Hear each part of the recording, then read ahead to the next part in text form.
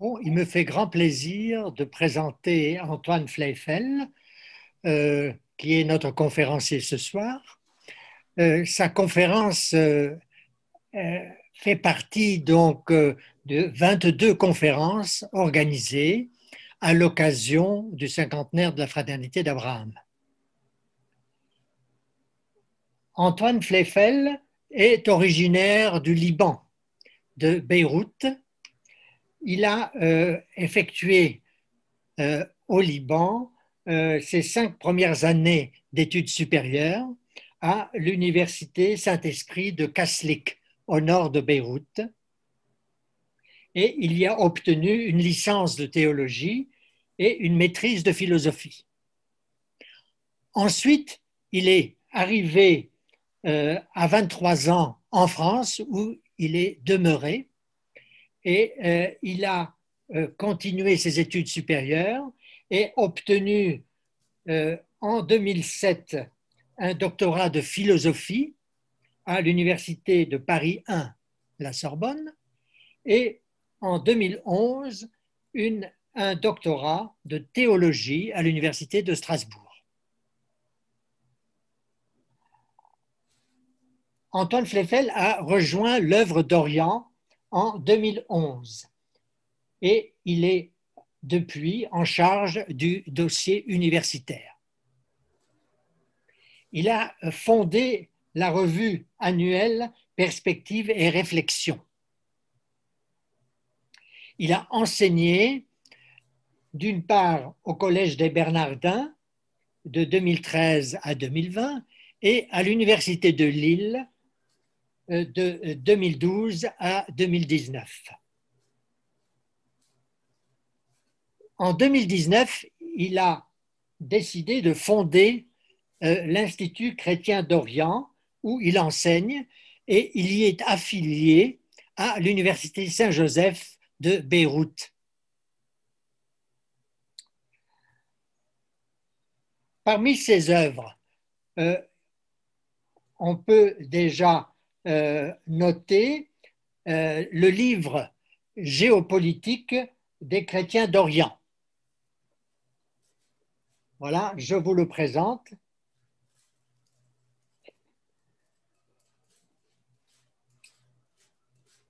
Il y a aussi d'autres livres, La prière maronite, La théologie contextuelle arabe.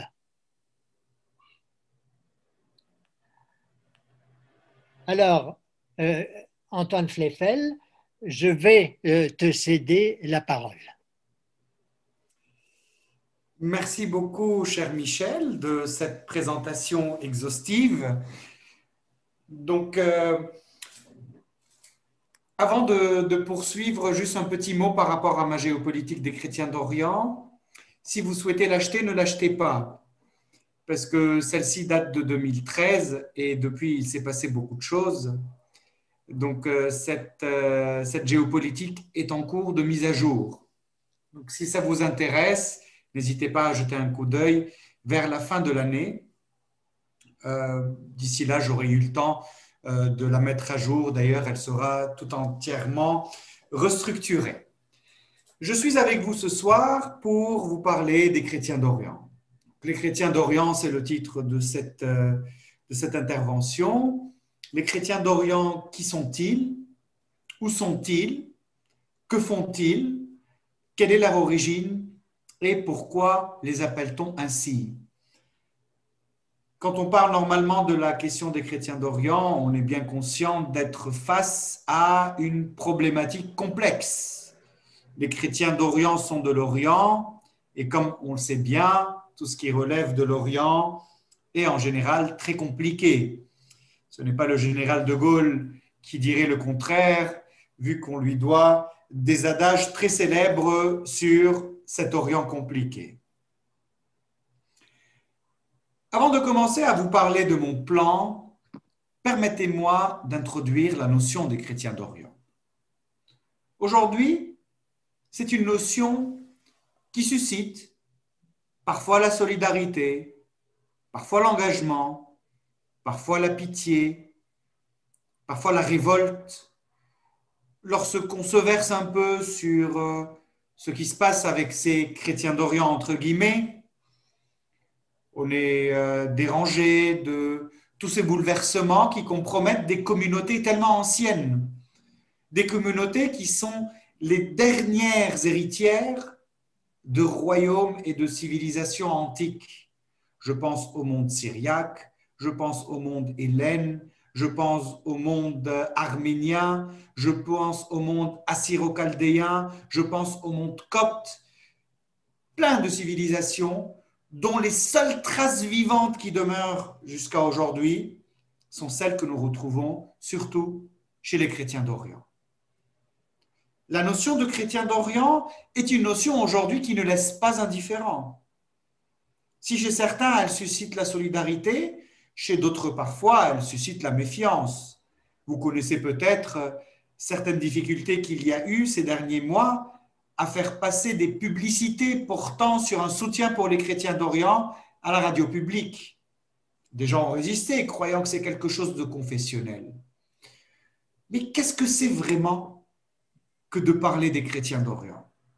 Tiens, une personne de bonne volonté, souhaitant s'informer, pourrait se diriger à la procure des frères ou même aller lire des articles dans différents journaux, et les articles qui parlent des chrétiens d'Orient ne manquent pas. Et cette personne, face à une grande littérature sur la question, aura le choix entre différentes définitions de chrétiens d'Orient. Tantôt les chrétiens d'Orient sont les chrétiens qui vont de l'Éthiopie en Afrique jusqu'en Russie.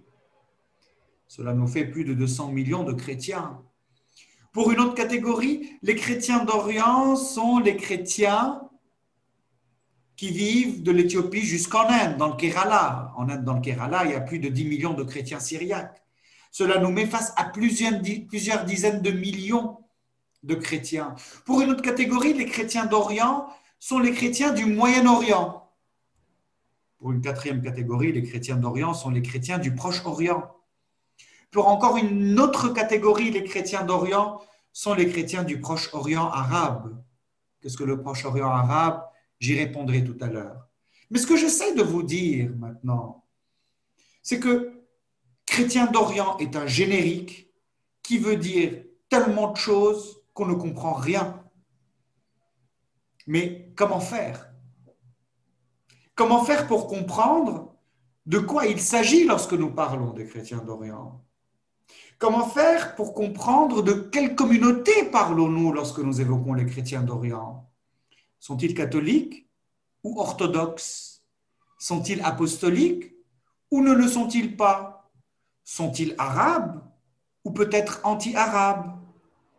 Sont-ils libanais ou syriens ou palestiniens ou israéliens ou égyptiens? Ils sont peut-être tout ça et rien de tout ça. Est-ce qu'ils se reconnaissent comme chrétiens d'Orient ou pas? Vous voyez, plein de questions, et ce ne sont que les premières questions qu'il est possible de poser lorsque l'on parle de ces chrétiens d'Orient. Bon, avant de vous annoncer, et je le dis pour la deuxième fois, mon plan, permettez-moi d'évoquer deux réalités ou de soulever deux questions pour donner encore plus de sens à notre quête de compréhension.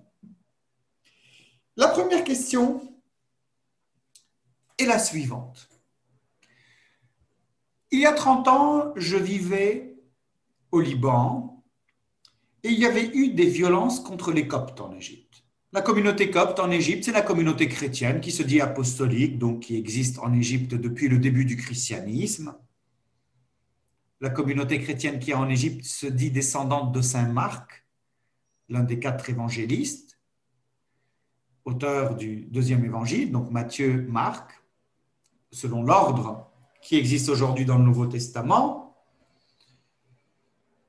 Et donc il y a eu des violences contre cette communauté copte, et la communauté copte est une communauté qui est rompue à l'exercice de la persécution. C'est une église qui a presque toujours été persécutée depuis le début, depuis l'Empire romain, surtout sous l'empereur Dioclétien, à la fin du IIIe siècle.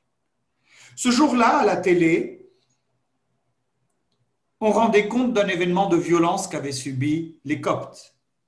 Les Coptes voulaient persécuter, ils prient, ils pleurent, ils enterrent leurs morts et ils continuent leur vie.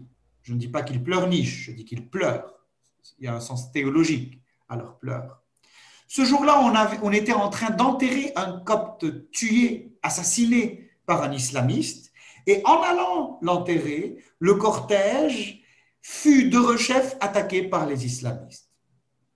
Et le Copte qui passait à la télé disait à la journaliste, vous voyez, nous les Coptes, on nous persécute, on nous tue les nôtres, et tout ce qu'on fait, c'est qu'on va les enterrer. Et même en allant les enterrer, on est persécuté. Et de poursuivre. Moi, je voudrais savoir si c'était un maronite du Liban qui subissait ça, comment il réagirait? Effectivement, si le Copte, il enterre ses morts et il continue à prier, le maronite du Liban, si vous essayez de le toucher, il va sortir sa kalachnikov, former une milice et vous tirer dessus. Et pourtant, et les chrétiens d'Égypte et les chrétiens du Liban sont dits chrétiens d'Orient. Cependant, nous nous retrouvons face à une diversité. Être chrétien d'Orient du Liban, c'est pas comme être chrétien d'Orient de l'Égypte. D'ailleurs, ce n'est pas comme être chrétien d'Orient de l'Irak et encore moins de la Palestine ou d'Israël ou de la Jordanie. Car il y a une manière d'être qui dépend forcément des pays où vivent ces chrétiens. Leurs conditions, leur présent, leur histoire et leur avenir sont intimement liés au présent, au passé et à l'avenir des pays où ils sont. Ce que je suis en train d'essayer de vous dire, c'est que lorsque nous parlons des chrétiens d'Orient, nous ne parlons pas d'une seule et même chose. C'est pour ça que c'est un générique chrétien d'Orient. C'est comme aujourd'hui dire les juifs. Ouais, mais les juifs ultra-orthodoxes, les juifs orthodoxes, les juifs libéraux, les juifs laïcs, les juifs nationalistes, les juifs religieux.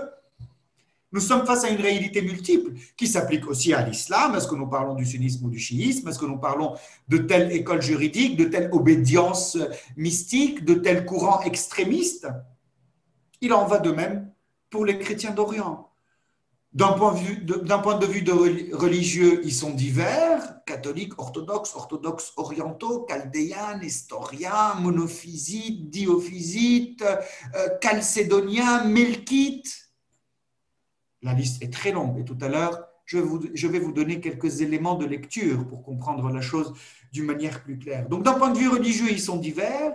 D'un point de vue politique et sociétal et anthropologique, ils sont divers car leur existence dépend de ces pays où ils évoluent.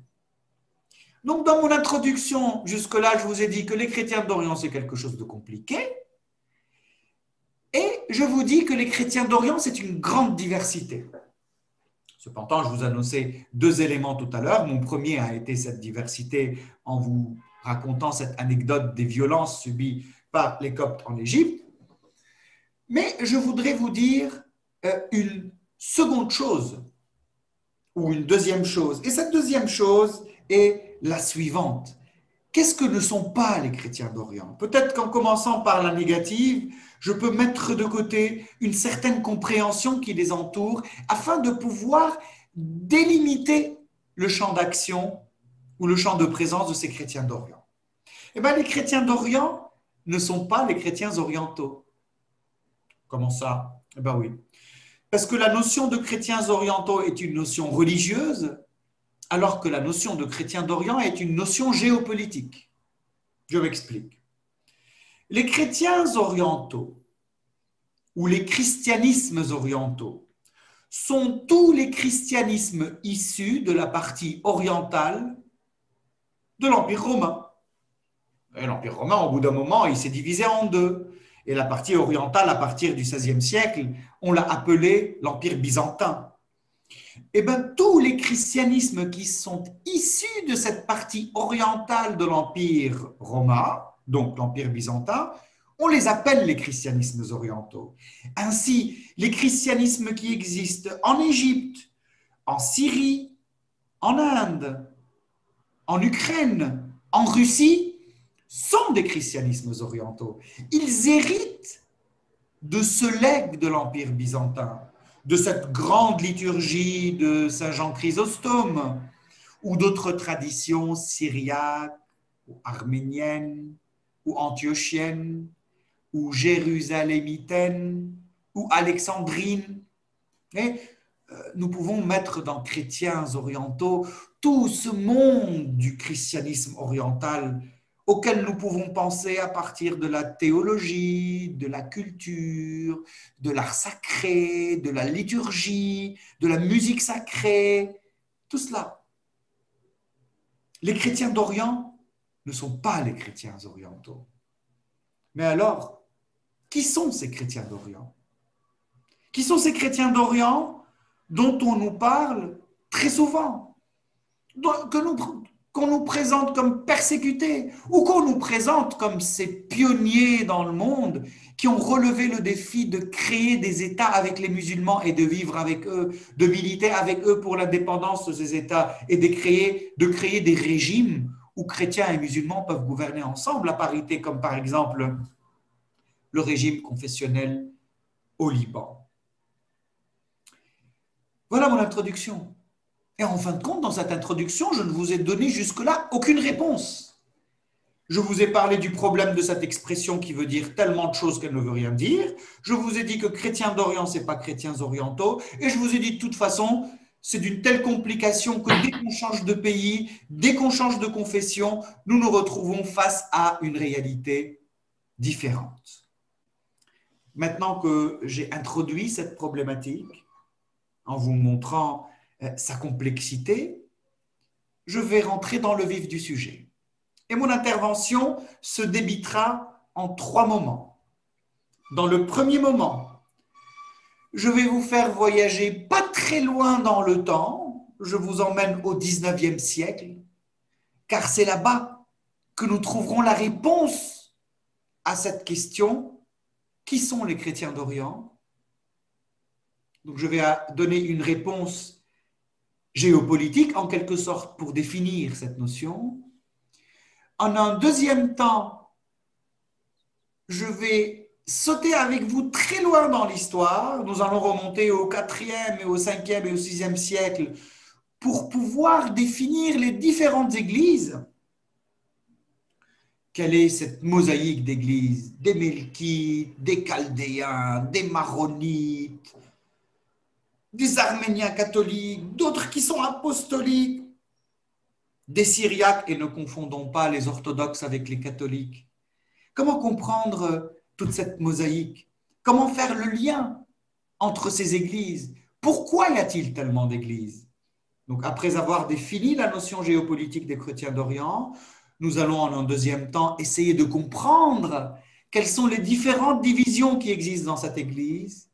Et enfin, après vous avoir amené au 4e et 5e siècle, je m'envolerai de rechef avec vous vers le 20e et le 21e siècle pour voir comment ces chrétiens vivent dans chacun des pays où ils sont.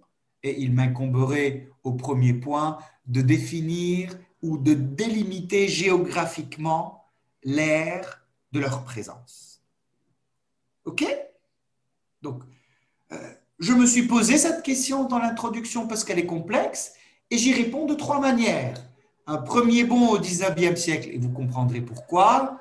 Nous plongerons dans l'histoire pour réaliser quelles sont les différentes branches des églises de ces chrétiens d'Orient, et en un troisième temps, nous nous verserons sur l'actualité pour comprendre ce qu'il se passe avec ces chrétiens et peut-être pour prendre conscience du sens de leur présence et des difficultés, voire souvent ou parfois des persécutions auxquelles ils durent faire face durant ces dernières décennies. Maintenant que mon introduction est faite, permettez-moi d'aborder le tout premier point dans lequel je répondrai à la question suivante: qui sont les chrétiens d'Orient? Je vous ai dit tout à l'heure qui ils ne sont pas.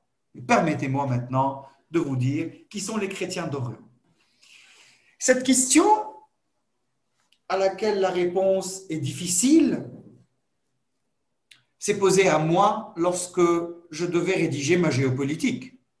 Parce que si quand même on prétend parler d'une géopolitique des chrétiens d'Orient, la première chose qu'il faut faire dans une géopolitique, donc dans géo et géographie, notre bonne vieille terre, la première chose qu'il m'incombe de faire, c'est de dire où ils sont. La délimitation géographique est nécessaire pour moi. Et je vous ai bien soulevé la problématique tout à l'heure en parlant de l'Éthiopie, de la Russie, du Moyen-Orient, du Proche-Orient. Bon, je vous avoue qu'il était très difficile pour moi, en commençant à rédiger ce livre, de délimiter cette frontière géographique. Mais un peu d'histoire avec un peu d'actualité peuvent nous permettre de le faire. Je vous suggère d'aller au 19e siècle, à la moitié du 19e siècle. Et à la moitié du 19e siècle, il existait une question géopolitique qu'on appelait la question d'Orient. Et cette question d'Orient concernait l'Empire ottoman, et d'une manière plus précise. Elle concernait le démantèlement de l'Empire ottoman. Le démantèlement, pourquoi et comment? Le démantèlement par les grandes puissances de l'époque, à savoir la France, la Grande-Bretagne, l'Empire austro-hongrois, l'Empire germanique, l'Empire russe, des grandes puissances qui voulaient démanteler cet empire qui était désormais considéré comme un homme malade. Un homme malade parce que l'Empire ottoman peinait à se réformer. Vers la moitié du 19e siècle, il voulut, sous la pression des Occidentaux, se réformer. C'est ce qu'on appelle les tanzimat. C'est un terme qui vient de l'arabe, de tanzim, c'est-à-dire organiser. L'Empire ottoman chercha à se mettre au rendez-vous de la modernité, de l'État moderne, lui qui évoluait toujours selon des structures archaïques relevant du sultanat. Mais ces tanzimat furent un fiasco, même si certaines réformes purent être réalisées. Grosso modo, les tanzimat furent un fiasco. En tout cas, l'Empire ottoman survivait durant la seconde moitié du XXe siècle, du XIXe, pardon, grâce au soutien des puissances occidentales qui le maintenaient artificiellement en vie, car cela servait leurs propres intérêts. La France, on peut la considérer parmi ces puissances voulant faire cela. La guerre de Sébastopol en 1856, cette guerre qui a opposé l'Empire ottoman à l'Empire russe, a montré à quel point la France pouvait utiliser son influence dans le sens de ses intérêts, car en 1856, la France avait appuyé l'Empire ottoman. Elle ne voulait pas que l'Empire russe prît le dessus, ou que l'Empire russe fût victorieux. Et lorsque la France a appuyé l'Empire ottoman en 1856, elle a eu en retour de son appui bien des privilèges au sein de cet empire. Des privilèges qui allaient dans le sens de cette question d'Orient. Donc tout ce que je sais de vous dire depuis quelques minutes, c'est qu'à la moitié du 19e siècle, nous avons un empire ottoman malade, faible, que les grandes puissances que j'ai citées tout à l'heure gardaient artificiellement en vie. Tout cela dans le but d'avoir leur propre part du gâteau au moment où il est question de démanteler cet empire. Je vous ai préparé une petite carte pour vous donner une idée de ce dont je parle. Vous voyez, là, nous sommes face au recul de cet empire ottoman. Je vais agrandir un peu ma carte. Donc, vous voyez, là, l'Empire ottoman en 1914, mais même si nous remontons à la moitié du 19e siècle, donc on peut inclure l'Égypte, nous nous retrouvons ici face quelque part à notre Proche-Orient actuel. L'Empire ottoman, c'est la Turquie actuelle, la Syrie, le Liban, Israël, Palestine, bon, la Jordanie, l'Irak, c'est vrai que l'Iran n'en fait pas partie, c'est la Perse, mais nous sommes aux confins, et l'Égypte que l'Empire ottoman perdit durant la première moitié du 19e siècle. Il y a bien sûr l'expédition de Napoléon et tout ce qui vint après et l'intervention des Occidentaux. Donc la question de l'Orient voulait démanteler cet empire ottoman. Chacune des grandes puissances voulait prendre une part de cet empire pour elle. Et pour ce faire,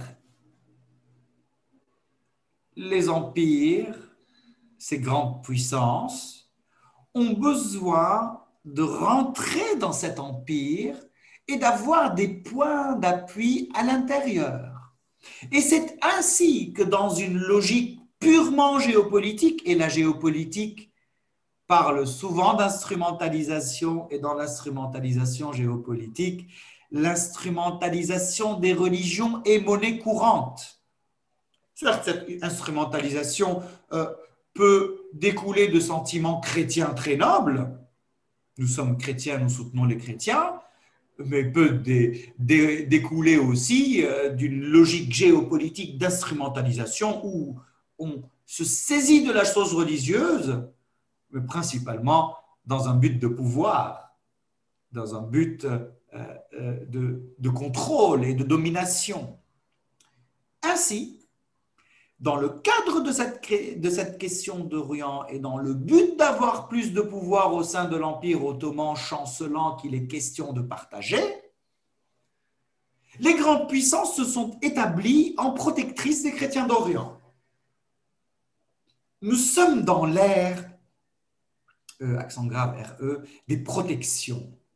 Ainsi, la France s'est établie en protectrice de la communauté maronite, une communauté orientale catholique. La Russie en protectrice des orthodoxes. L'Empire austro-hongrois en protecteur des Grecs melkites catholiques. L'Empire germanique en protecteur des communautés protestantes luthériennes s'établissant en Terre Sainte en moitié du XIXe siècle. Les Anglais en protecteur des protestants d'autres obédiences, notamment les anglicans, mais aussi certaines communautés évangéliques. Ils ont aussi donné une protection aux Druzes, mais c'est une autre question. Donc, chacune de ces grandes puissances s'est instituée en protectrice d'une communauté chrétienne. Et c'est à travers les privilèges de protection qu'elle possédait sur cette communauté qu'elle avait une influence et qu'elle était dans le dedans de l'Empire ottoman. Ces chrétiens qui furent protégés par ces grandes puissances, on les a nommés les chrétiens d'Orient. Vous voyez d'où ça remonte, chrétiens d'Orient? Chrétiens d'Orient, ça remonte d'une question géopolitique propre au XIXe siècle. Et si je m'arrête là, cette notion de chrétien d'Orient est une notion qui dérange. Parce qu'en fin de compte, c'est une histoire de politique, de géopolitique et d'instrumentalisation. Mais heureusement que la question des chrétiens d'Orient ne s'arrête pas à cela. Car si d'un point de vue purement géopolitique, il s'agit de l'instrumentalisation dont je vous parle, très vite, surtout en France, parce que la notion de chrétien d'Orient est très française, l'expression est très française, elle n'a pas d'équivalent dans les autres langues, d'équivalent précis dans les autres langues.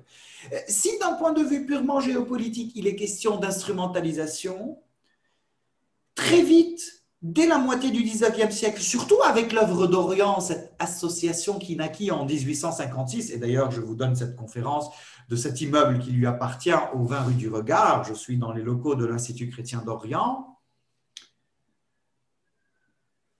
Très vite, la notion de chrétien d'Orient a revêtu le sens d'une solidarité des chrétiens d'Occident avec les chrétiens d'Orient, ces chrétiens qui souffrent là-bas, à la suite par exemple des massacres du Mont Liban qui s'étendirent jusqu'à Damas en 1860 et qui ont appelé l'intervention de Napoléon III avec sa flotte. Napoléon III qui réserva un budget d'État pour l'œuvre d'Orient à cette époque parce que c'est elle qui avait la responsabilité de reconstruire les villages chrétiens. Donc depuis cette époque, lorsque dans la conscience française, mais dans la conscience de l'œuvre d'Orient qui existait dans plus d'une quinzaine de pays de par le monde, Chrétien d'Orient a revêtu dans la conscience des gens une valeur positive. Pas la valeur de l'instrumentalisation par les grandes puissances, mais la valeur de ce sont nos frères chrétiens en Orient qui ont besoin de notre soutien. Nous les aidons pour ouvrir leurs écoles, pour construire leurs hôpitaux et pour reconstruire leurs villages et leurs villes détruites à la suite des persécutions subies par les Turcs et par ceux que les Turcs appuyaient, en l'occurrence les Druzes, durant cette guerre de 1860. Et nous avons eu un petit échange, Michel et moi, et puisque vous êtes une association qui s'intéresse à la rencontre entre chrétiens, juifs et musulmans, je puis vous dire qu'en 1860, lorsque les chrétiens ont subi les massacres à cause des Turcs et des Druzes dans le Mont-Liban, parmi ceux qui sont venus leur porter soutien, en plus bien sûr de l'œuvre d'Orient, de la France, de Napoléon III, il y avait l'Alliance israélite. Et j'ai vu ça dans les registres, qui aussi a donné des fonds pour aider ces chrétiens à se relever. C'est vous dire, et il y a eu bien sûr des musulmans qui ont fait un travail magnifique. Je puis sur ce plan citer l'émir Abdelkader, qui à Damas accueillit nombre de chrétiens fuyant la persécution. Grâce à lui, ils purent avoir la vie sauve. C'est un peu une liste de Schindler, mais avant temps, peut-être dans des circonstances différentes, bien sûr, mais les gens qu'il a accueillis dans son palais à Damas sont des gens qui ont échappé à la mort. Et cet émir musulman algérien a sauvé des vies chrétiennes à Damas. Donc parfois, toutes ces frontières qu'on met entre les religions et entre les gens peuvent paraître tellement artificielles face à la réalité humaine. Donc, vous comprenez maintenant que les chrétiens d'Orient sont en quelque sorte les chrétiens de l'Empire ottoman. Ces chrétiens qui vivent des situations très particulières propres à l'Empire ottoman. Et pour comprendre aujourd'hui qui sont les chrétiens d'Orient, je dirais que ces chrétiens sont les chrétiens post-ottomans. Ce sont les chrétiens qui vivent dans l'ère AIRE, dans l'ère géographique post-ottomane, et qui d'ailleurs restent marqués par une logique, par une vision du monde et par un savoir-faire ottoman ou post-ottoman. C'est-à-dire que dans l'Empire ottoman, il y avait le célèbre régime des milliers, M-I-2-L-E-T, S éventuellement, ce régime qui donnait à chaque communauté religieuse des droits, des contraintes, des responsabilités, notamment sur le plan de l'impôt. Ce régime des milliers a compartimenté les chrétiens dans des confessions, dans des communautés. Elles sont des communautés dont la citoyenneté est secondaire par rapport à celle du citoyen par excellence, qui est le musulman turc, sunnite. Cette logique demeure, car dans tous les États du Proche-Orient, les chrétiens d'Orient ont des droits particuliers, que ce soit au Liban, que ce soit en Israël, que ce soit en Syrie, que ce soit en Irak. C'est un héritage ottoman. Donc les chrétiens d'Orient sont les chrétiens post-ottomans. Mais alors d'une manière très précise. Où les trouvons-nous aujourd'hui dans une époque où l'Empire ottoman n'existe plus?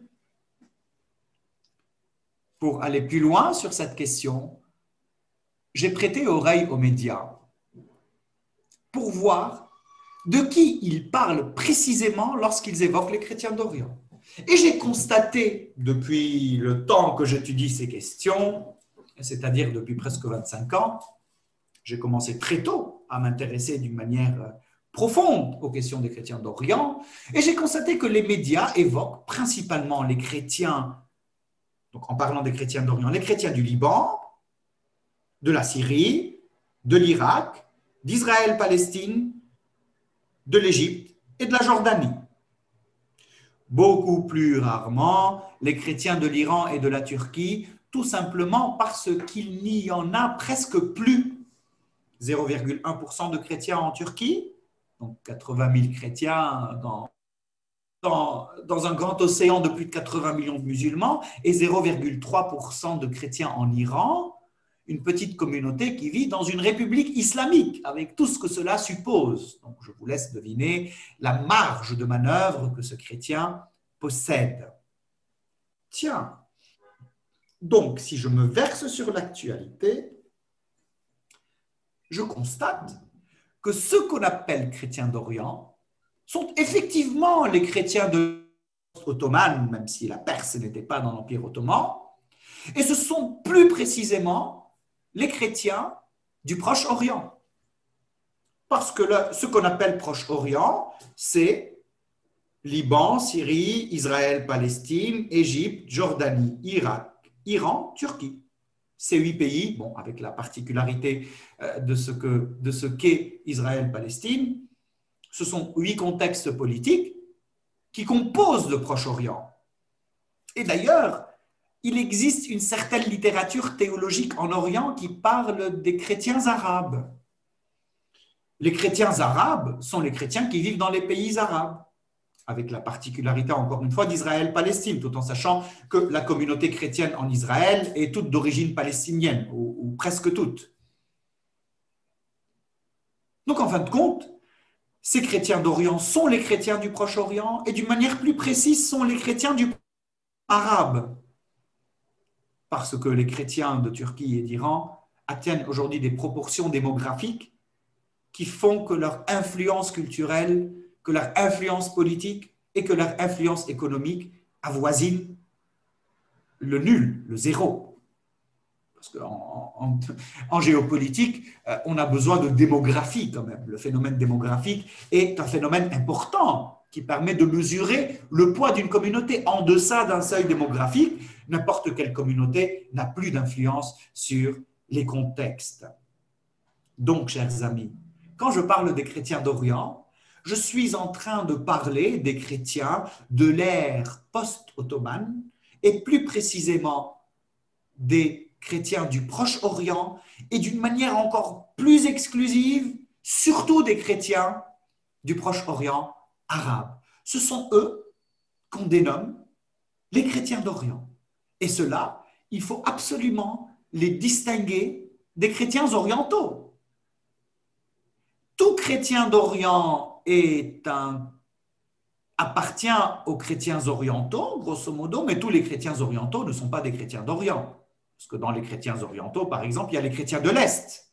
Les chrétiens de l'Est sont les chrétiens de l'ère post-soviétique. Les chrétiens de l'Est sont les chrétiens de l'Ukraine, de la Russie, de la Bulgarie, de la Géorgie. Ce sont des dénominations géographiques ou géopolitiques. Bon, avant de terminer ce premier point, permettez-moi de vous dire une chose. Je me suis évertué tout à l'heure à vous dire que les chrétiens d'Orient, c'est une grande diversité. Il n'y a pas une seule manière d'être chrétien d'Orient. Religieusement, c'est divers. Politiquement, c'est divers. Géographiquement, c'est divers. Mais est-ce qu'il y a des points communs chez ces chrétiens d'Orient? Oui, il y a des points communs. Il y en a 3 ou 4, mais ce sont des points communs extrêmement généraux. Extrêmement généraux parce qu'on peut très facilement se retrouver face à un chrétien d'Orient qui va vous dire « non, ce n'est pas ça ». Quels sont ces points communs? Alors, le premier point commun, c'est l'islam. Tous ces chrétiens d'Orient connaissent l'islam. Et leur connaissance de l'islam n'est pas une connaissance à l'instar de celle de la France, où on en est toujours à se poser des questions. Islam et laïcité, islam et violence, compatibilité entre citoyenneté et islam. Est-ce que c'est un islam de France, un islam français, les islams de France? Voilà. On n'en est pas à ces questions. Les chrétiens d'Orient connaissent l'islam depuis que l'islam existe. Puisque l'islam est arrivé sur leur terre, et d'ailleurs à l'époque en libérateur du joug byzantin. Premier point commun, l'islam. Deuxième point commun, l'arabité. L'arabité ou la culture arabe. Ils sont tous ou presque tous de culture arabe. qu'ils aiment l'arabité ou pas, qu'ils se disent non-arabes ou pas, qu'ils se disent phéniciens comme certains Libanais, qu'ils se disent assyro-chaldéens comme certains Irakiens, qu'ils se disent descendants des pharaons comme les Coptes d'Égypte, qu'ils se disent nationalistes arabes comme ceux de la Syrie ou de la Jordanie. Quelle que soit leur manière dont ils se définissent, ils baignent tous dans cette culture arabe, parce que c'est la langue. Et une langue n'est jamais une réalité neutre, une langue véhicule une culture, une anthropologie, une vision du monde et une histoire.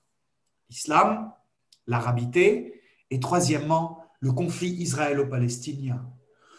Tous les chrétiens de la région ont été affectés d'une manière ou d'une autre par le conflit israélo-palestinien. Qu'ils soient pro-israéliens ou anti-sionistes, qu'ils soient pro-palestiniens ou anti-palestiniens, les chrétiens du Liban, de Palestine, de Jordanie, de Syrie, de l'Égypte et même de l'Irak ont tous eu un rapport à ce conflit et ont tous subi les conséquences de ce conflit. Donc, troisième élément, le conflit israélo-palestinien, la cause palestinienne. Je puis rajouter un quatrième élément qui est propre à notre époque apocalyptique ou quasi-apocalyptique, c'est l'extrémisme religieux. Eux aussi font face notamment à l'islamisme, même si dans certains lieux d'Israël, Palestine, ils peuvent faire face à des extrémismes juifs ou à des extrémismes chrétiens d'obédience évangélique américaine, principalement, ils font face à l'extrémisme islamique. Et c'est un point commun à tous ces chrétiens. Donc voilà, c'était mon premier point. Chrétiens d'Orient, empire, époque post-ottomane, les chrétiens du Proche-Orient arabe, des points généraux qui les unissent, mais vous allez voir, et dans mon deuxième point, et dans mon troisième point, je vais vous montrer à quel point ces églises et ces communautés sont diverses. Fin de mon premier point. Ça mérite une goutte d'eau et je passe à mon deuxième. Mon deuxième point est un point plus ecclésial ou ecclésiologique. Cela nous permettra d'y voir un peu plus clair dans les différentes communautés, dans les différentes églises. Je me demande si je peux trouver pour vous une image. Voilà, je peux trouver quelque chose qui peut vous aider. Donc, j'aurai autre chose aussi à partager.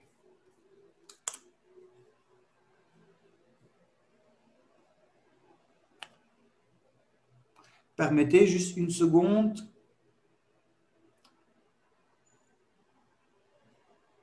C'est fait. Donc, voyons voir maintenant à quelles églises appartiennent ces chrétiens d'Orient. Je vous ai suggéré tout à l'heure un voyage profondément dans l'histoire. Alors, venez, suivez-moi. Je vous invite à aller au IVe siècle. Au IVe siècle a commencé à se préciser le dogme chrétien. Et ce qui a permis de fixer le dogme chrétien, ce sont ce qu'on appelle les conciles œcuméniques. Un concile, c'est une grosse réunion. Ça s'appelle œcuménique, ça vient du terme grec oikoumene, qui veut dire la terre habitée.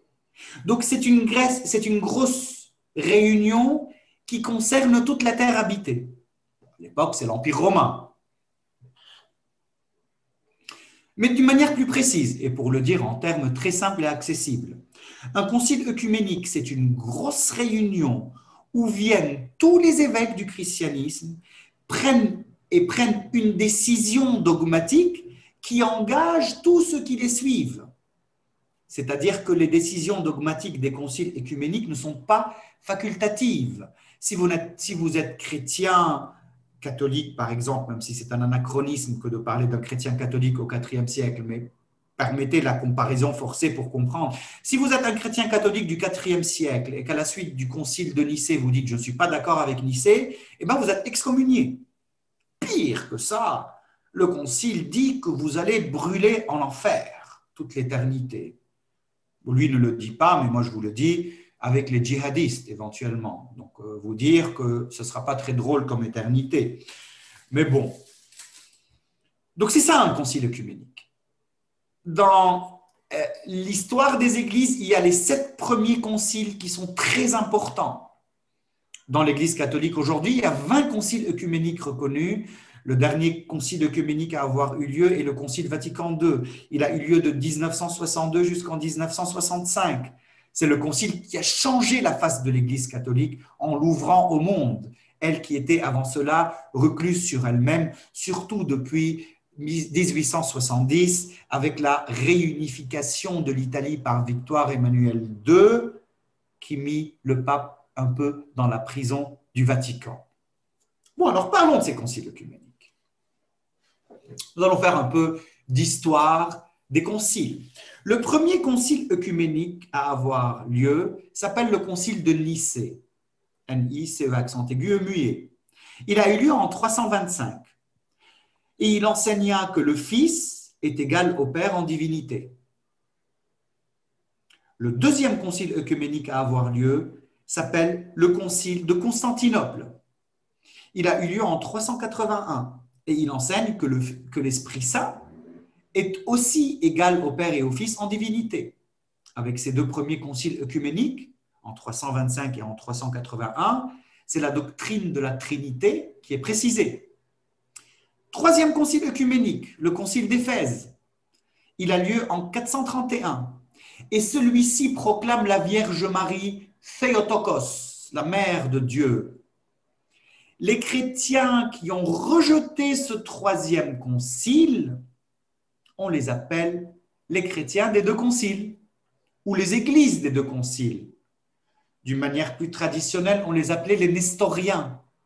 Leur église s'est appelée jadis l'église de l'Orient, et attention, c'est l'Orient de l'Orient. C'est dans l'Empire perse. C'est la célèbre église perse. Je suis en train de vous donner plusieurs synonymes. Église de l'Orient, église perse, église des 2 conciles, nestorianisme. Cette première famille d'églises contient d'une manière concrète en Orient l'église assyrienne. Voilà la première famille dogmatique. En fait, pour vous parler de ces églises qui sont celles des chrétiens d'Orient, je fonctionne en famille dogmatique. Donc la première famille dogmatique, on l'appelle la famille des 2 conciles, des églises des 2 conciles. Pourquoi ça s'appelle les églises des 2 conciles? Parce qu'ils ont rejeté le troisième concile, tout simplement. Aujourd'hui, les Assyriens sont fort peu nombreux en Orient. Il existe probablement quelques milliers seulement encore en Irak. C'est malheureux. Jadis, cette église contenait 60 à 80 millions de croyants au XIIIe siècle. Au XIIIe siècle, son étendue géographique était plus large que celle de l'église de Rome. Mais depuis, l'histoire a été très dure avec elle. Il y a eu les Mongols, il y a eu les différents empires musulmans, et cela a eu raison de leur nombre. Deuxième famille d'églises, on les appelle les églises des 3 conciles. Vous avez compris pourquoi, parce qu'ils ont rejeté le 4e concile, mais je vais en parler. Mais on les appelle d'une manière plus précise les églises orientales orthodoxes, qu'il ne faut pas confondre avec les églises orthodoxes tout court. Parlons davantage de ces églises. Nicée 1, le Fils est égal au Père en divinité. Constantinople 1, l'Esprit Saint est égal au Père et au Fils en divinité. Éphèse, en 431, la Vierge Marie est Théotokos. Et le concile de Chalcédoine, qui s'écrit Chalcédoine avec un CH. Et le concile de Chalcédoine s'est réuni en 451. C'est probablement le concile qui a créé le plus de divisions au sein du christianisme. Celui-ci enseigna qu'en Jésus-Christ, il y a 2 natures, l'une humaine et l'une divine, sans confusion ni séparation. Les gens qui ont rejeté ce concile, on les a appelés les monophysites, ou plus précisément, les chrétiens des 3 conciles, mais aussi les orientaux orthodoxes ou les orthodoxes orientaux. Quelles églises trouvons-nous dans cette deuxième famille d'églises? Les coptes orthodoxes, les syriaques orthodoxes et les arméniens apostoliques. Les Coptes orthodoxes qu'on trouve principalement en Égypte. Les Syriaques orthodoxes qu'on trouve un peu partout, mais surtout en Syrie. Et les Arméniens qu'on retrouve partout à cause des différentes circonstances dramatiques qu'ils ont vécues dans leur histoire, dont le génocide de la Première Guerre mondiale.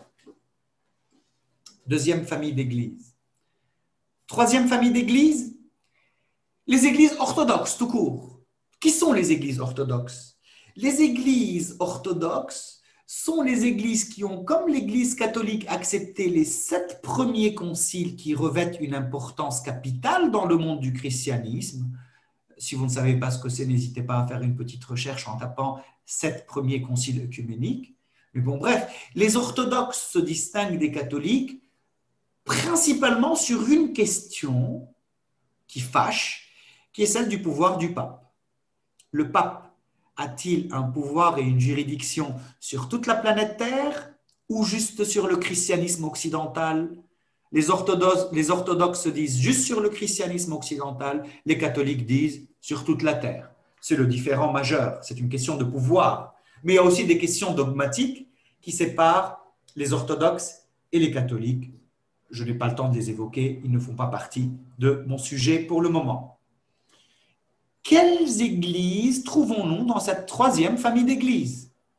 Eh bien, nous y trouvons le patriarcat grec orthodoxe d'Antioche, qui couvre le Liban et la Syrie, le patriarcat grec orthodoxe de Jérusalem, qui couvre Israël, Palestine et Jordanie, et le patriarcat grec orthodoxe d'Alexandrie, qui couvre l'Égypte.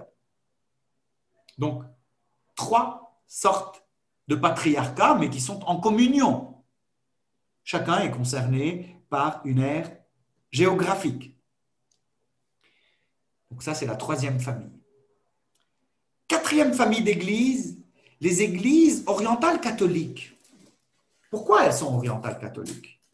Elles sont orientales parce que leur héritage est oriental. Leur liturgie, leur spiritualité, leur théologie, leur chant, leur art, malgré des influences latinisantes. Mais elles sont catholiques parce qu'en plus d'être orientales dans leur identité, elles adoptent le dogme catholique et sont par conséquent en communion avec le pape. D'une manière vulgaire, on dit soumises au pape. Ces églises, à l'exception d'une seule qui est l'église maronite, sont toutes issues d'un schisme qui a eu lieu dans une église non catholique dans le but de créer une église catholique.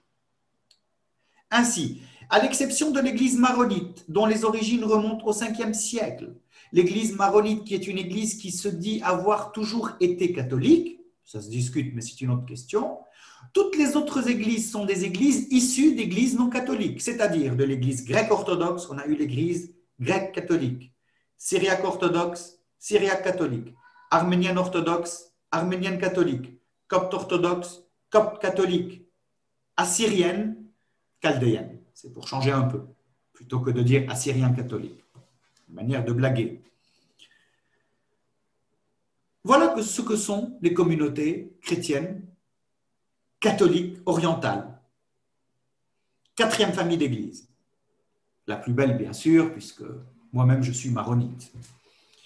Cinquième famille d'églises, ce sont les églises protestantes. Ce sont des communautés qui vinrent en Orient avec les empires. N'oublions pas l'adage géopolitique très célèbre, l'église anglicane, c'est l'empire qui prie. Donc voilà, avec les empires, il y a eu ces communautés qui se sont installées. Il y a presque toutes les dénominations protestantes en Orient. Vous pouvez trouver les réformés, les luthériens, les adventistes, les baptistes, les pentecôtistes, les évangéliques, il y a même des Quakers.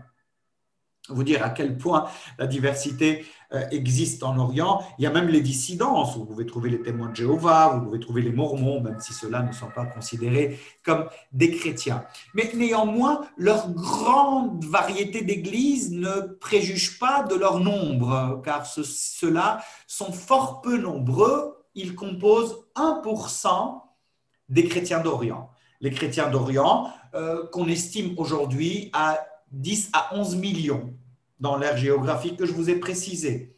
Et notez bien que 2 chrétiens d'Orient sur 3 sont coptes orthodoxes.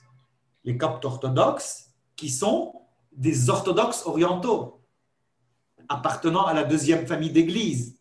Donc dites-vous bien que la majorité des chrétiens d'Orient ne sont ni catholiques ni orthodoxes dans le sens que l'on donne à ces deux expressions aujourd'hui en France. Parce qu'être orthodoxe, ce n'est pas comme être orthodoxe oriental. Donc voilà. Maintenant, on y voit un peu plus clair et on constate qu'il y a toute une mosaïque de ces chrétiens. Quand on est chrétien d'Orient, on peut être assyrien, appartenir à la première famille d'église, ou copte orthodoxe, appartenir à la deuxième famille d'église, ou grec orthodoxe d'Antioche, appartenir à la troisième, ou maronite, appartenant à la quatrième, ou tout simplement un protestant, mais qui est de l'Orient. Vous voyez cette grande diversité? Et historiquement, cette grande diversité témoigna d'une haine entre les communautés. Ce n'est que depuis un demi-siècle, mais même aussi depuis 3 décennies ou 2 décennies, que les chrétiens se parlent avec charité et essayent de se rapprocher dans le cadre de l'œcuménisme ou dans le cadre d'une difficulté existentielle qui compromet et met en danger leur présence et leur avenir. D'ailleurs, si vous voulez y voir plus clair, donc moi-même à l'œuvre d'Orient, j'ai sur le site internet travaillé avec les partenaires cette qui pourrait vous être très utile si vous allez sur le site de l'œuvre d'Orient, donc c'est œuvredorient.fr, tirer les églises orientales, c'est quelque chose. Regardez, quand vous allez sur le site, donc œuvre d'Orient, vous allez les chrétiens d'Orient et vous cliquez sur les églises orientales. Et vous avez cette carte. Cette carte qui vous permet de voir un peu plus clair dans tout ce que je vous ai dit. Vous voyez, là, c'est le 2e concile œcuménique, le concile d'Éphèse. Il y a le schisme qui donne naissance à l'église assyrienne qui, par la suite, a une sœur chaldéenne qui est catholique. Vous voyez ici. Même chose, des églises qui se sont séparées à l'issue du 4e concile. Ce sont les églises des 3 conciles. Donc nous les retrouvons, l'église copte. L'église copte qui, en 1885, a eu une sœur catholique. Et nous pouvons continuer ainsi pour voir comment, de tous ces patriarcats, il y a eu des églises qui naquirent et qui s'en sortirent. Donc voilà pour mon 2e point. Donc dans ce 2e point, nous avons bien compris que la question des chrétiens d'Orient, la question religieuse, nous situe face à une grande diversité d'églises. Bon, fin de mon 2e point et je passe à mon 3e. Je reviens au XXe siècle pour voir ce qu'il en est de la situation géopolitique de ces chrétiens d'Orient. Car aujourd'hui, il y a des questions qui nous obsèdent quand l'on parle d'eux. Mon 3e point est un point d'actualité qui s'intéresse à ces pays que je vous ai évoqués à partir des 3 paramètres que nous suggère la géopolitique. Celle-ci nous dit que lorsqu'on veut étudier un contexte, il est très important d'être attentif à la démographie, au pouvoir et aux idées. Une communauté qui n'a plus les moyens d'honorer ces 3 paramètres est une communauté qui est vouée à la disparition.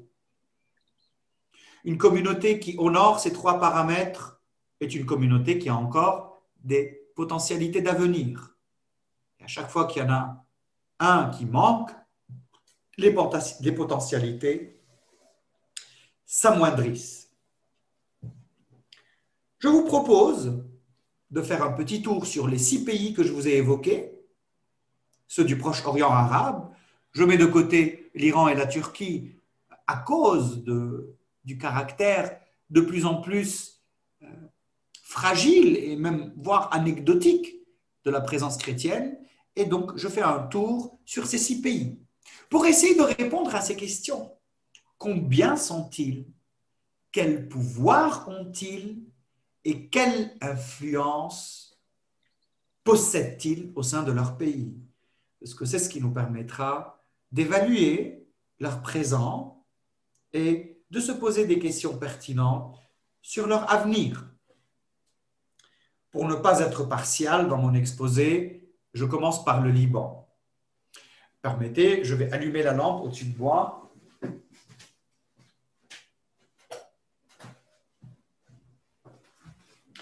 Voilà, cela est nécessaire pour que les idées soient plus claires. Donc, je parle du Liban. D'un point de vue démographique, combien de chrétiens y a-t-il encore au Liban? Lorsque le Liban fut créé en 1920, il était majoritairement chrétien. Le dernier recensement qui date de 1932 nous dit qu'au Liban, il y a 51,2% de chrétiens. Aujourd'hui, il en reste sur la population chrétienne, sur la population libanaise, le tiers est chrétien.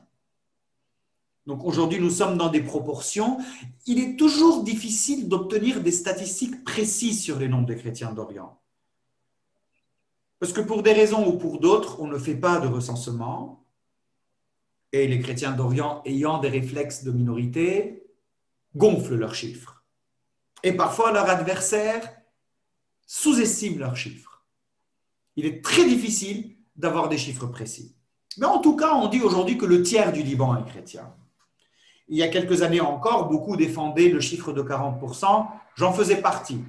J'étais conscient qu'il était légèrement exagéré parce que dans les 40%, il fallait me compter, moi qui vis en France, avec ma femme française naturalisée libanaise, ainsi que mes 2 enfants. Mais nous sommes en France, nous ne sommes pas au Liban, dans notre vie quotidienne, dans notre engagement. Même si nous sommes engagés pour le Liban et pour d'autres pays. Donc le tiers est chrétien aujourd'hui.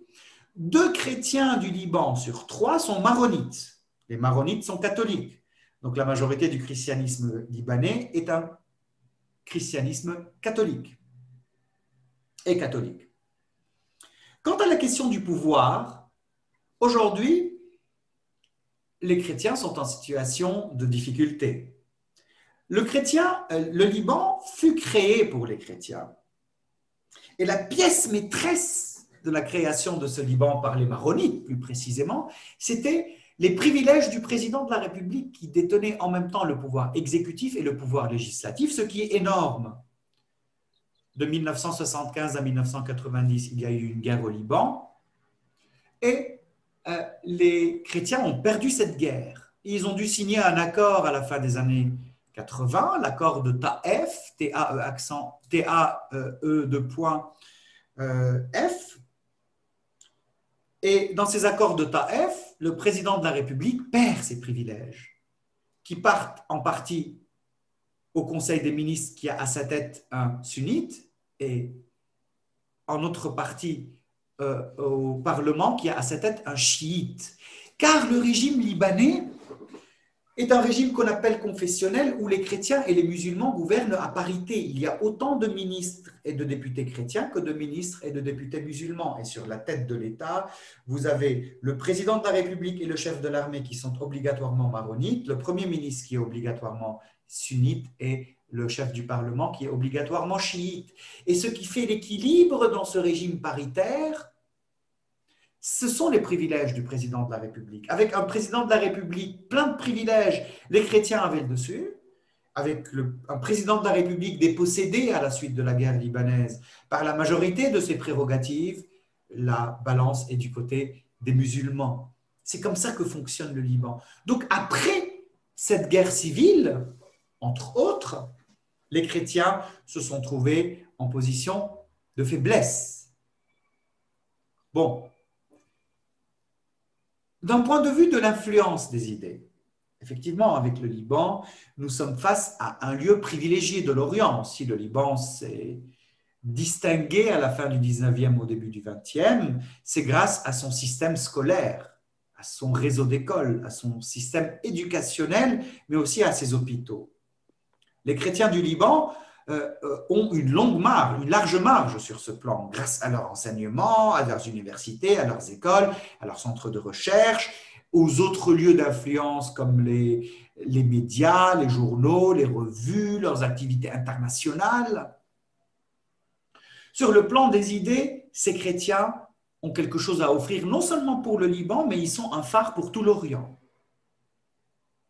Bon, cependant, non seulement le christianisme libanais fut affaibli au sortir de la guerre, parce que les chrétiens ont perdu la guerre, et parce que le prix qu'ils payèrent de la perte de cette guerre, c'est la perte des privilèges du président de la République qui faisait la balance avec les musulmans.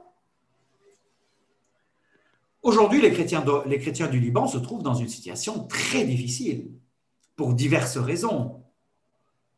Et parmi les moindres, c'est la montée d'un islam politique, c'est le pouvoir du Hezbollah, c'est le conflit régional qui existe, c'est la guerre en Syrie, c'est l'effondrement économique, c'est les migrations, c'est la saignée des élites et des cerveaux, comme on les appelle, qui sont les premiers à fuir parce qu'ils ont les moyens de fuir. Donc, disons que la situation actuelle de l'effondrement du Liban affaiblit davantage le christianisme au Liban. Est-ce que ce christianisme est absolument affaibli? Non. Il y a encore une marge de manœuvre. Néanmoins, la situation aujourd'hui est compliquée pour les chrétiens du Liban. Et d'ailleurs, ce n'est pas pour rien que par la voix de nombre de leurs responsables religieux ou politiques, ils n'ont de cesse d'appeler dans le sens et de crier dans le sens de la communauté internationale en disant que celle-ci devrait agir pour trouver une solution, car à l'intérieur, il est malheureusement impossible d'en trouver en raison de plusieurs blocages. Donc, est-ce que le christianisme au Liban va disparaître demain? Certainement pas. Néanmoins, le christianisme au Liban traverse aujourd'hui une période extrêmement délicate, compliquée et difficile. Et d'ailleurs, l'avenir des chrétiens en Orient dépendra, entre autres, de ce qu'ils feront actuellement pour cet avenir.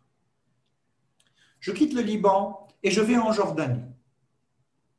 Parce qu'il y a certains points communs entre le Liban et la Jordanie. Démographie des chrétiens en Jordanie. Pardon, tout à l'heure, je ne vous l'ai pas dit, le tiers de la population libanaise, en nombre absolu, ça correspond à un peu plus d'1,5 million. En Jordanie, nous avons entre 3 et 4% de chrétiens. Allez, disons 3,5%. Ce qui, en nombre absolu, fait 200 et quelques mille. La communauté, elle est très réduite démographiquement. Néanmoins, ce petit poids démographique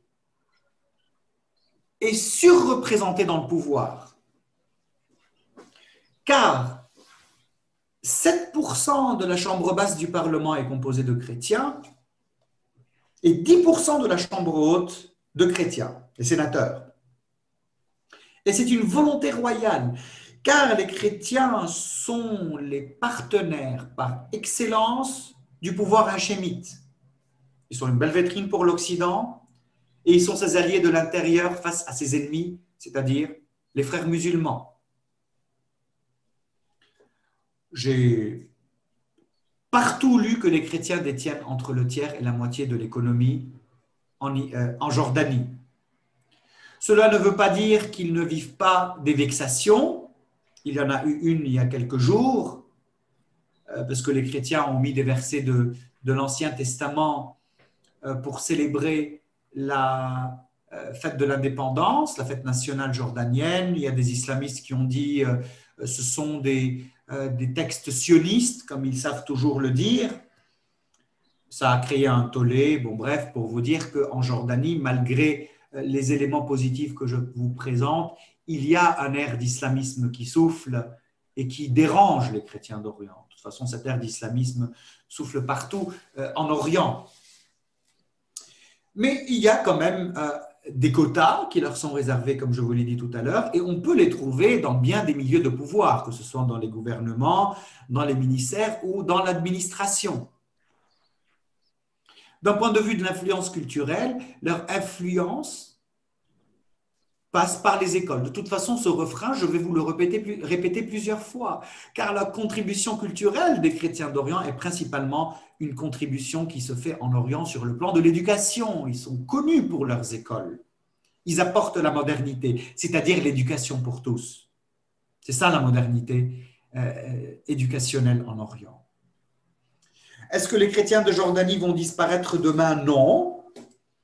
Néanmoins, ce dont ils peuvent souffrir, c'est la saignée démographique, donc les migrations, c'est l'islamisme qui souffle toujours dans bien des endroits du Proche-Orient, la situation économique qui est compliquée, même s'ils détiennent une bonne part de l'économie jordanienne, c'est toujours une petite poignée qui le fait, mais pas la majorité. Donc, il y a encore de beaux jours devant ce christianisme, mais ce qui ne le dédouane pas de complications auxquelles il fait face. Je quitte la Jordanie et je pars en Égypte. D'ailleurs, pour ceux qui ne connaissent pas ces lieux, voici, je partage avec vous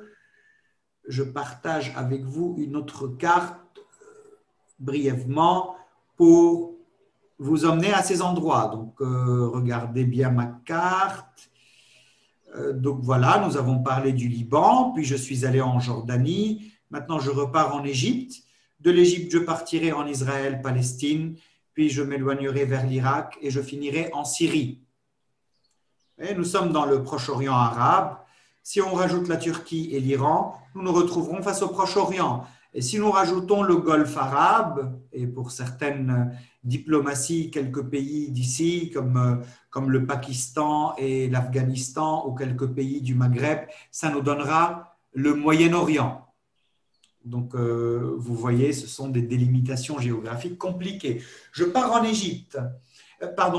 En Jordanie, la majorité des chrétiens est grecque-orthodoxe et elle dépend du patriarcat latin de Jérusalem. En Égypte, démographie, on dit qu'il y a 10% de chrétiens, mais il y a plutôt 6%, 6 à 8%. J'aurais bien aimé qu'il y en ait 10, voire 20, mais c'est 6 à 8%, il faut être honnête intellectuellement. Mais 6 à 8% dans un pays où il y a plus de 100 millions d'habitants, ça fait quand même plus grand que le Danemark. Donc, il y a 8 millions de chrétiens en Égypte, ce qui n'est pas négligeable.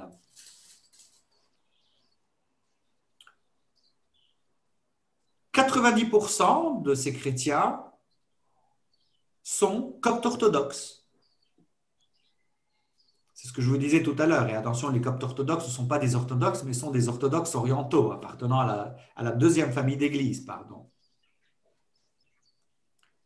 D'un point de vue du pouvoir, les chrétiens d'Égypte n'ont aucune garantie, aucun quota.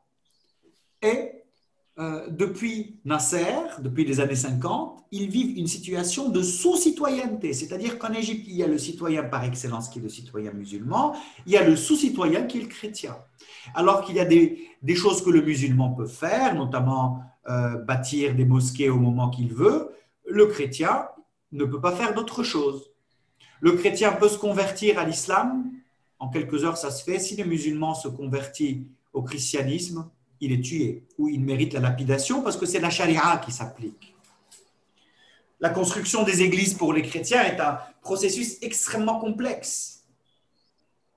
Les chrétiens vivent une situation où ils se sentent exclus de la sphère politique et de la sphère culturelle égyptienne, et ce n'est pas la montée des frères musulmans et de l'islamisme, surtout à partir des années 80, qui ne les met pas dans une difficulté encore plus grande.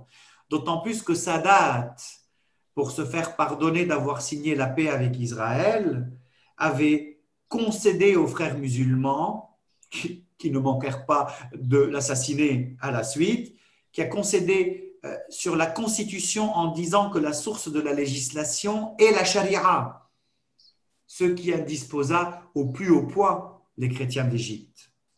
Donc, du point de vue du pouvoir, ils vivent une sous-citoyenneté. D'un point de vue de l'influence culturelle, la nationalisation des écoles par Nasser dans les années 50 les priva de leurs écoles, même si par la suite il y eut des subterfuges pour qu'ils les récupérassent.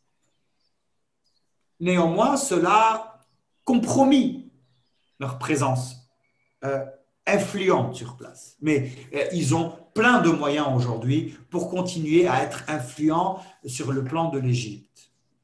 Est-ce que les chrétiens d'Égypte vont disparaître demain? Non. Mais ils font face à certaines persécutions, ils font face à certaines vexations et surtout, ils font face à une situation de sous-citoyenneté. Et pour eux, le combat principal, c'est un combat pour la citoyenneté. D'ailleurs, ce combat pour la citoyenneté, c'est le combat de toutes les communautés chrétiennes en Orient, où qu'ils vivent.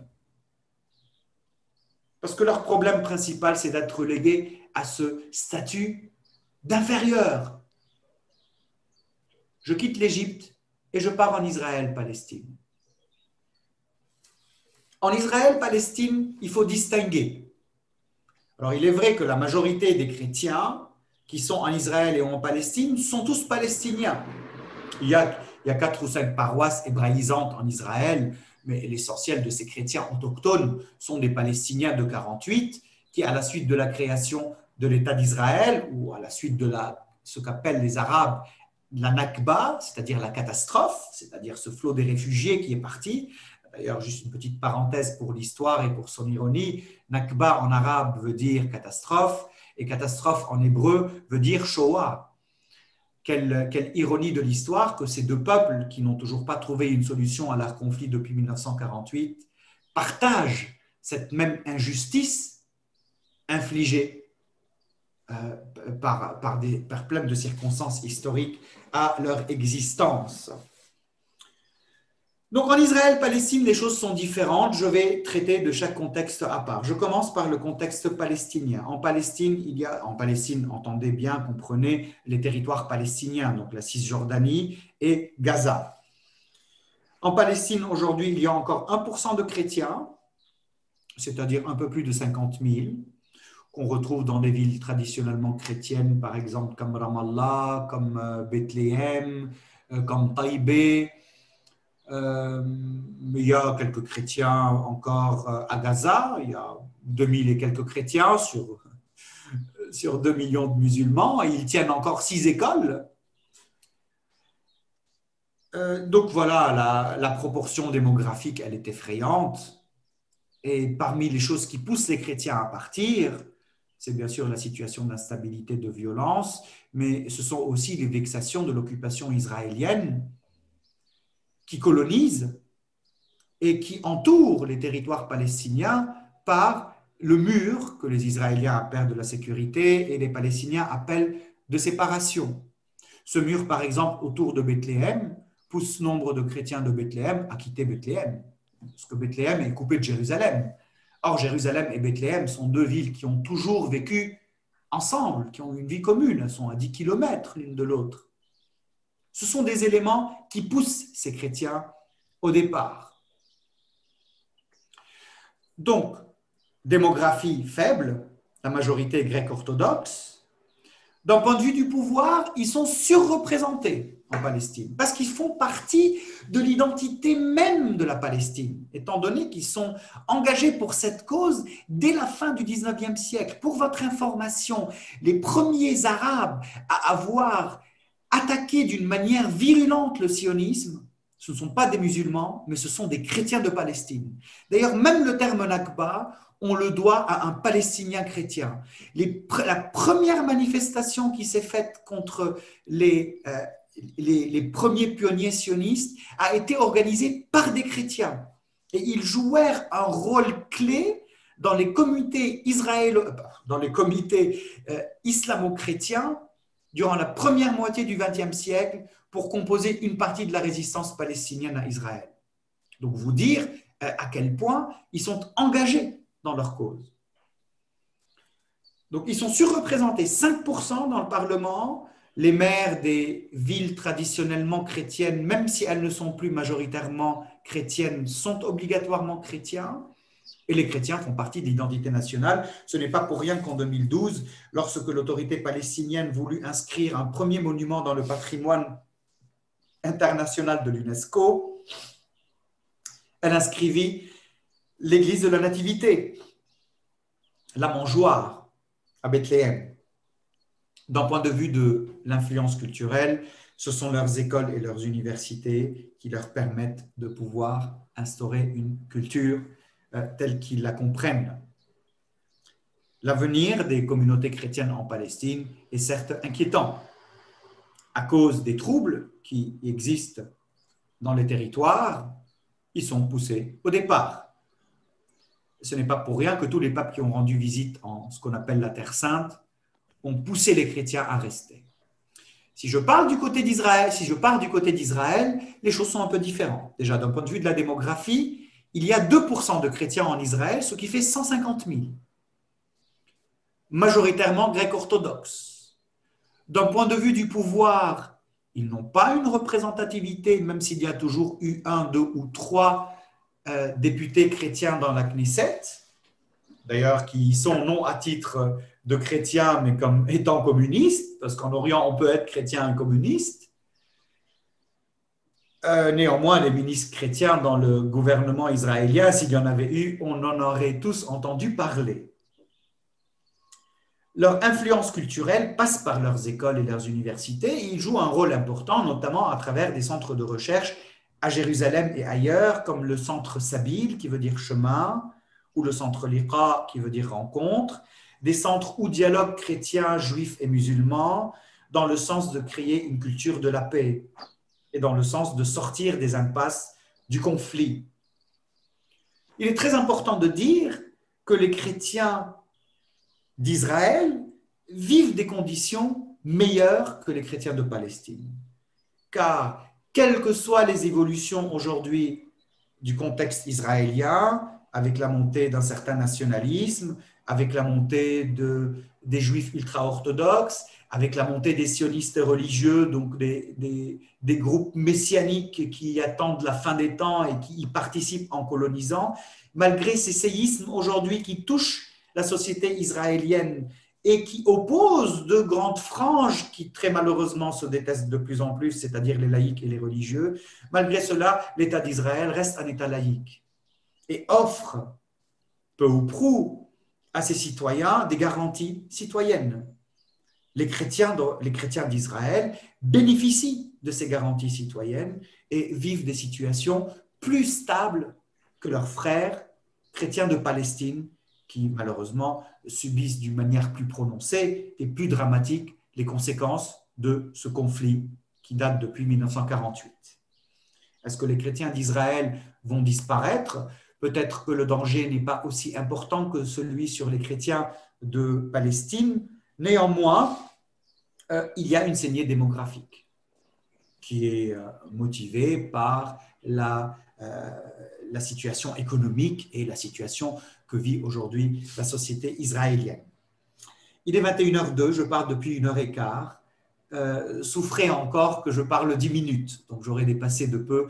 Je dois encore parler de la Syrie et de l'Irak très brièvement et je conclurai. Je vais essayer de faire ça en moins de 10 minutes. Partons en Irak. Le contexte irakien est très probablement le contexte le plus compliqué. C'est le lieu où l'on peut dire peut-être que le christianisme disparaîtra. En tout cas, en 2014, avec le montée de l'État islamique, c'est ce que nous nous sommes dit.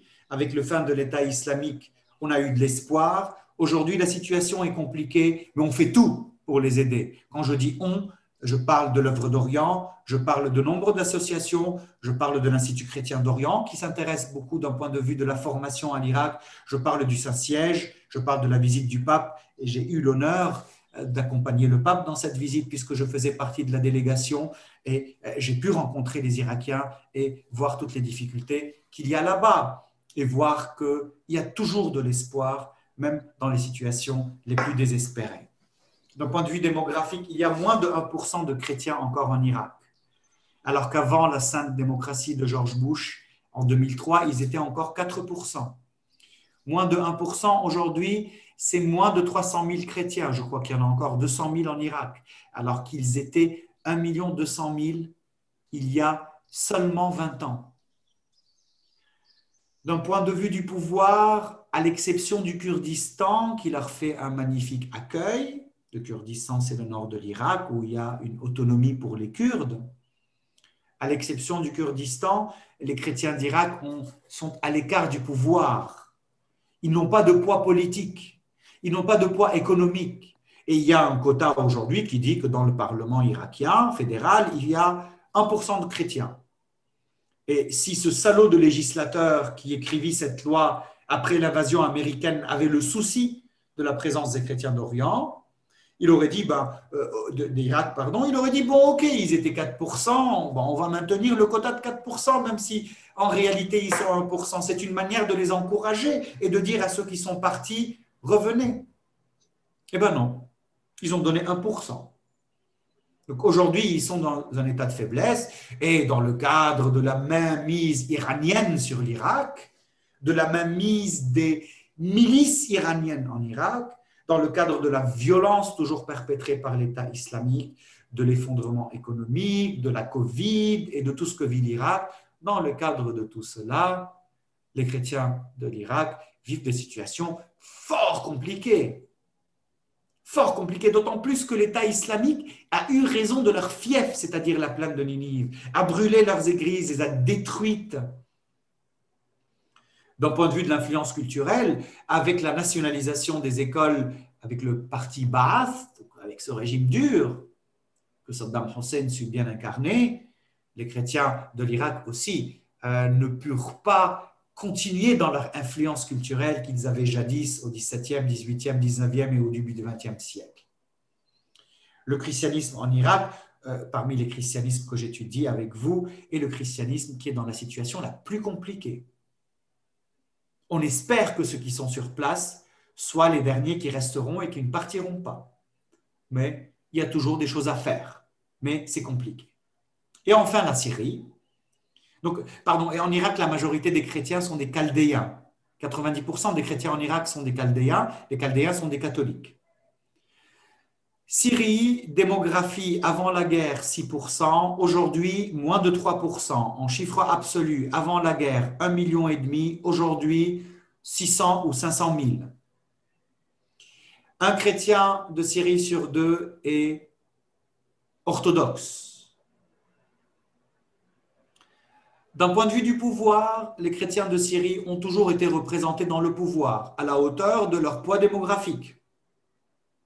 Que ce soit dans le Parlement et dans les gouvernements, il y a toujours eu 1, 2, voire 3 députés, 3 ministres chrétiens. Le dernier premier ministre chrétien en Syrie date des années 50, parce qu'à partir des années 50, les chrétiens de Syrie ont commencé à perdre en influence. En 73, lors de la guerre du Kippour, le chef de l'armée était chrétien. Actuellement, le chef du Parlement est chrétien en Syrie. Le ministre de la Défense en 2012 était chrétien. Néanmoins, le poids de la politique est dans le pouvoir qui est alawite. Les chrétiens sont protégés, mais à une condition. Ils ferment leur bouche, qu'ils appuient ce régime, qui est un régime dur. Parfois, ils acceptent de fermer la bouche parce que ce régime les a quand même protégés. Mais cette protection a un prix fort.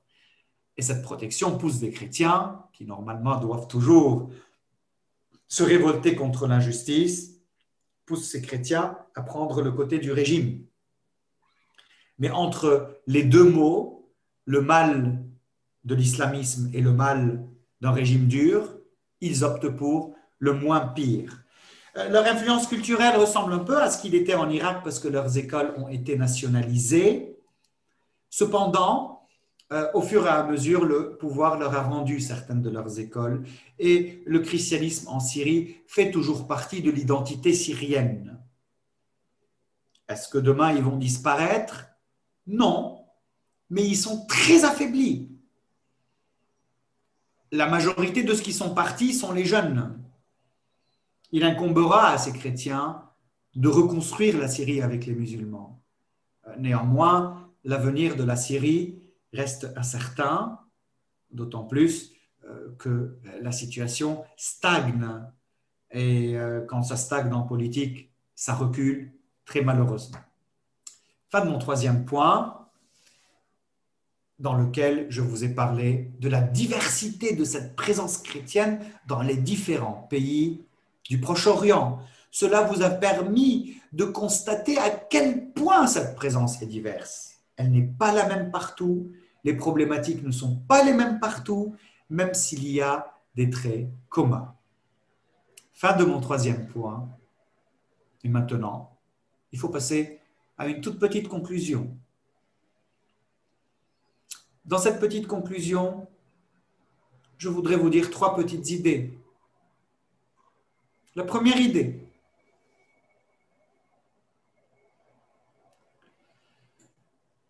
concerne l'époque actuelle que vivent les chrétiens d'Orient. Comment la comprendre? Jusqu'à la Première Guerre mondiale, je vous ai parlé de la protection des grandes puissances. Le paradigme de la présence des chrétiens en Orient, c'était la protection. Jusqu'à notre époque actuelle, et dans tous les exposés que je vous ai faits de ces pays où ils existent, le paradigme était le paradigme de l'insertion, de l'activité, de l'engagement. Parce que dans tous ces pays, ils jouent un rôle actif. Ils ont participé aux indépendances de presque tous ces pays, aux militances de ces pays, à l'évolution culturelle de ces pays. Aujourd'hui, nous sommes face à un nouveau paradigme. Parce que le paradigme précédent, celui de l'insertion, de l'intégration, de l'engagement pour ces pays est tombé. Aujourd'hui, ces pays s'effondrent. Les modèles de convivialité auxquels on a cru paraissent compromis. Au Liban, en Syrie, en Irak, en Égypte. Donc aussi, nous sommes aujourd'hui dans une phase transitoire. Nous verrons dans les années à venir comment cela pourra évoluer. En tout cas, l'Institut chrétien d'Orient, qui l'année prochaine proposera 14 cours, l'Institut chrétien d'Orient fait partie de ces lieux de réflexion qui aideront dans les années à venir à y voir plus clair. 3 petites idées, donc c'était la première. Deuxième idée. Aujourd'hui, les chrétiens d'Orient représentent les rejetés de ce monde. Ce n'est pas seulement une petite histoire de chrétiens qui vivent là-bas dans ce monde où il y a toujours des problèmes et qu'on ne comprend jamais. Ce n'est pas seulement ça. Les chrétiens d'Orient aujourd'hui représentent les rejetés, représentent ceux qui sont persécutés pour leur propre identité, représentent les minorités auxquelles nous ne voulons pas donner du pouvoir, représentent ceux qui partent, ceux qui ne se sentent plus chez eux, ceux à qui on prend leur terre. Eh bien, ce que représentent aujourd'hui les chrétiens d'Orient, c'est quelque chose qu'ils ont de commun avec ô combien d'êtres humains, avec ô combien de communautés, avec ô combien de cultures, sur les 5 continents, voire sur les 6, si jamais on veut parler des pingouins qui sont dans le pôle sud. C'est ce qui fait de leur cause une cause humaine par excellence, qui a trait à la justice, à la dignité humaine et à la diversité.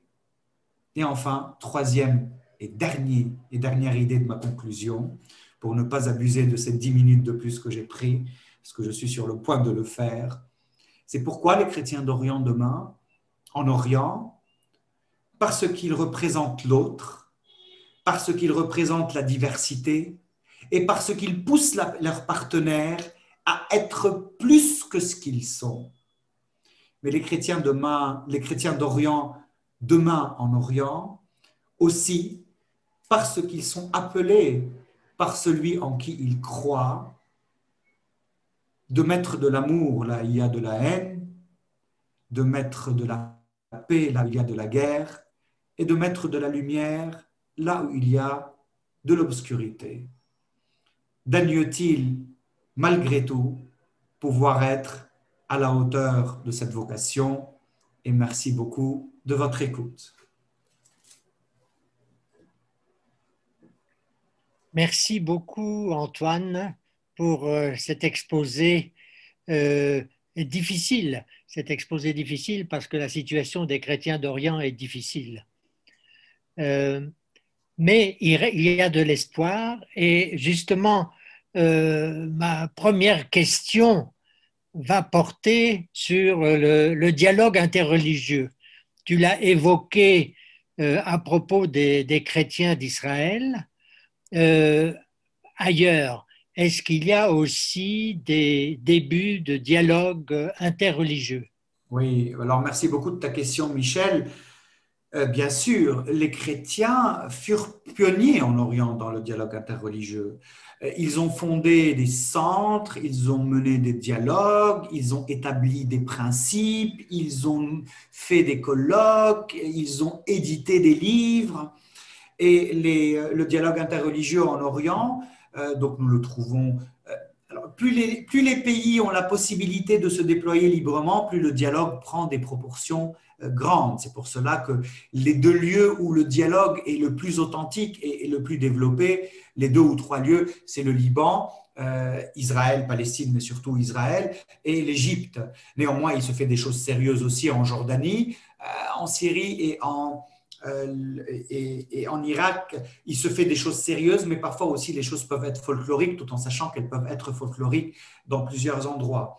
Ce dialogue interreligieux, qui est principalement islamo-chrétien dans le Proche-Orient, touche premièrement la recherche universitaire. Les chrétiens ont eu des théologies de l'islam, de la perception de l'islam. Donc ça touche les milieux universitaires, ça touche les milieux religieux qui font des activités communes de rencontres et de connaissance de l'autre, touche des milieux de vie où le dialogue entre chrétiens et musulmans, mais cela peut se dire aussi entre chrétiens et musulmans et juifs dans certains milieux d'Israël, où les chrétiens et les musulmans ont un dialogue de vie parce qu'ils ont grandi ensemble, parce qu'ils travaillent ensemble, parce qu'ils se côtoient. Donc oui, dans ce milieu de l'Orient chrétien, la question de l'interreligieux est une question première, même si nous sommes aujourd'hui face à certaines impasses, face à beaucoup de difficultés. Je suis très amusé que vous m'en parliez, parce que demain, je donne une conférence dans ce qu'on appelle la Maison Magis, MAGIS, qui est un lieu qui honore comme vous le dialogue interreligieux, et on me demande de parler du dialogue interreligieux au Moyen-Orient et principalement du dialogue islamo-chrétien. Donc oui, bien sûr, et d'ailleurs l'Institut chrétien d'Orient réserve une filière d'interreligieux dans ses cours de l'année prochaine et nous comptons parler de l'interreligieux en Orient. Merci Antoine. Alors, une autre question porte sur les Arméniens. Tu en as parlé à un moment. Est-ce que les Arméniens font partie des chrétiens d'Orient? Ils sont présents très nombreux dans les différents pays, d'ailleurs. Ils sont aussi dans leur pays, l'Arménie. Bon, que dire alors des Arméniens par rapport aux chrétiens d'Orient? Alors c'est vrai que par rapport à la problématique géopolitique et géographique que j'ai précisée, l'Arménie se trouve en dehors du Proche-Orient, mais elle est juste à côté. Néanmoins, nonobstant cet élément, les Arméniens sont présents dans tous ces pays dont je vous ai parlé.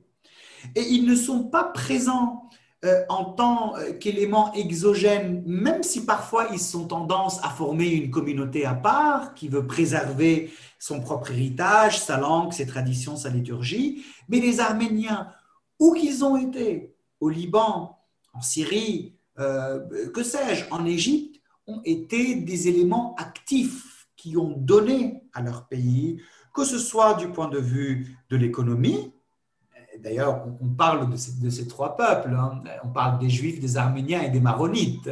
Trois peuples de l'Orient qui ont un rapport très particulier à la chose économique. Donc, ils ont contribué d'un point de vue économique, ils ont contribué d'un point de vue culturel et ils ont contribué d'un point de vue politique. Ce sont des chrétiens autochtones. Ce sont des chrétiens du contexte.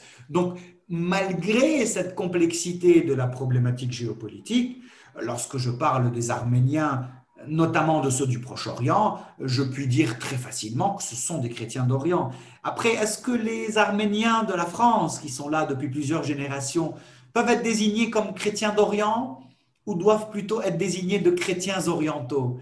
D'un point de vue purement religieux, je dirais chrétiens orientaux, parce que chrétiens d'Orient, c'est la problématique qui est propre à cette ère ottomane. Mais de toute façon, chaque Arménien est concerné par cette question ottomane, puisque c'est là-bas qu'ils ont été massacrés, c'est de là-bas qu'ils ont été chassés. C'est compliqué, mais c'est normal. Je suis en train de vous parler de l'Orient. Bon, Antoine, merci beaucoup pour cette conférence très, très riche et parfois difficile à cause de la situation. Ouais. Voilà, donc nous attendons la parution de ton livre, de la nouvelle édition. Et encore merci beaucoup pour ta venue parmi nous. Je vous en prie, merci de votre confiance et de votre invitation. Je vois que cette conférence est enregistrée. Vous n'hésiterez pas à la transmettre à vos adhérents et je suis sûr qu'il y en a beaucoup qui ce soir n'ont pas pu être présents et qui l'écouteront en replay, comme on dit aujourd'hui. Je compte sur vous pour laisser cette conférence dans le cadre de l'intimité de votre association et de ne pas la mettre sur les réseaux sociaux. Donc, il est possible de la réécouter pour peut-être comprendre davantage certaines questions sur lesquelles je suis passé rapidement.